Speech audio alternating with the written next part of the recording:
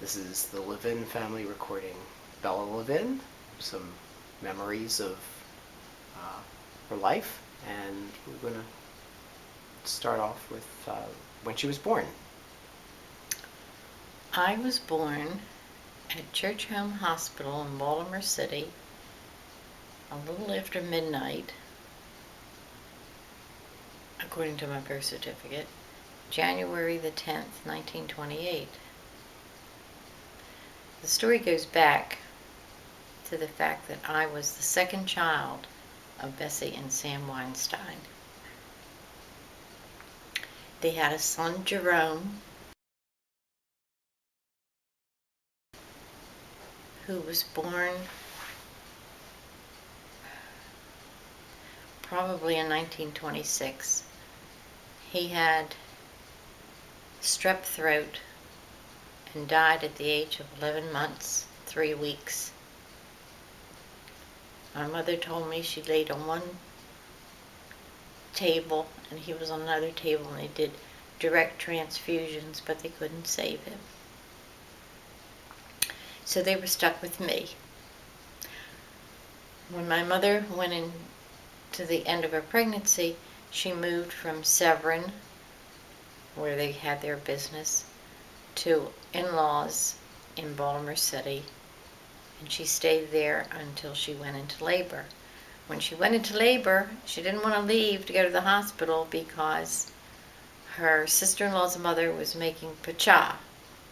It's something made out of calf's feet, and she had to wait until that was finished so she had some to eat on the way to the hospital.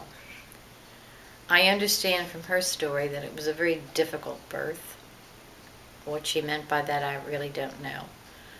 But my birth certificate only says baby girl because they didn't know what to name me at the time. Eventually, my name was registered as Bella. I was named after my father's mother, who was Belle.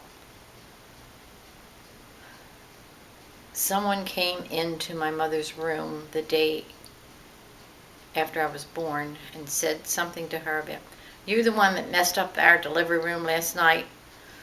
But anyway, here I am. Okay, but you have a second birth certificate. Well, over the years, I needed a birth certificate, and my mother took me down to the Department of Vital Records, and they added my name. So I have one that says baby girl, and I have one that says Bella Weinstein.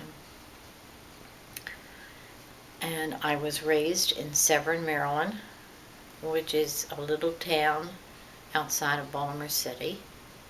My father had a large building which contained our grocery store, not like a supermarket, a long counter.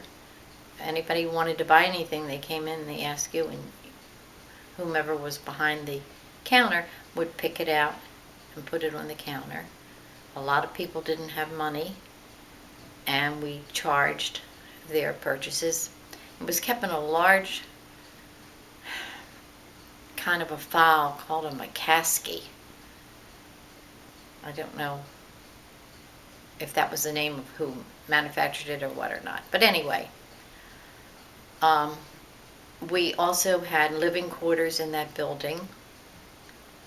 Downstairs was a kitchen and a dining room and a living room. And upstairs were 3 bedrooms and a bath. Also in that building, we had the post office, a barber shop. Down in the basement, they had 1 or 2 pool tables and a big crock where my father made sauerkraut. Later on, they added to the building, and they had gotten a beer license, but at the time, whites and blacks couldn't be together, so we had 2 separate areas for them, for the beer. I went to school through elementary school at Severin. We did not have a kindergarten.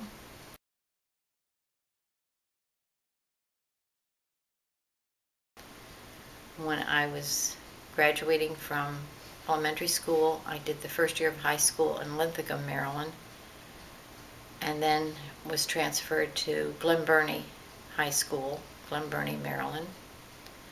I finished high school at the age of 16 and wanted to go into nursing school, but you had to be 17. So for 1 year, I moved into the city, back where my mother was when she went into labor with me, with an aunt and uncle, at 1025 West 36th Street in Hamden, Baltimore, Maryland, and attended Bard Avon Secretarial School. When I attained the age of 17, the Second World War was on, and I entered Sinai Hospital School of Nursing under the cadet nursing program. That meant they didn't have to pay tuition for me. I was given a uniform. I received $15 a month stipend for the first year and a half. Then it went up to $20. And the last 6 months we got $30 a month. And when I finished nursing school, I asked for a leave of absence to go to California to nurse my grandmother, my maternal grandmother, who was dying. The directors of nurses said no, I just had a vacation, so I promptly gave them my letter of registration. I went to Resignation? Resignation, excuse me, and I went out and took care of my grandmother until she died. I brought my grandfather back to Baltimore. And what were their names? That was Kate and Hill Ashman, my mother's parents. In the years prior to them moving to California, they lived with us in Severin for a period of time. My grandfather was disabled at a very early age with Meniere's disease. A professor at Hopkins, a Dr. Dandy, operated on him and severed some nerves, but he was never able to work again. And my mother and her sister Catherine helped them financially.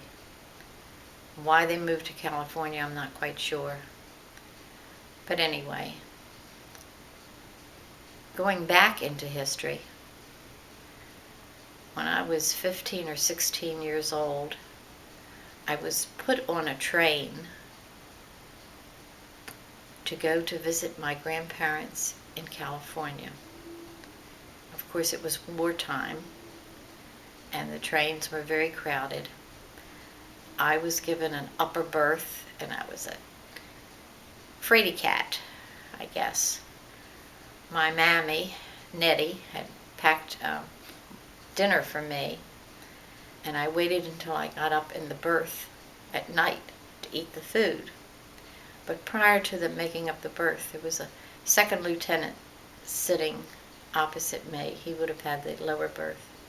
And he asked me, did I want a Coca-Cola? And I was so shy. I said, no, thank you. Anyway, we went to Chicago, and I had a number of hours to wait for the second train. So I went to the Traveler's Aid, and they told me where a movie theater was. And I went and sat through a double feature until it was time to come back and get on the train. And I went to California. And I can't remember how long I stayed there.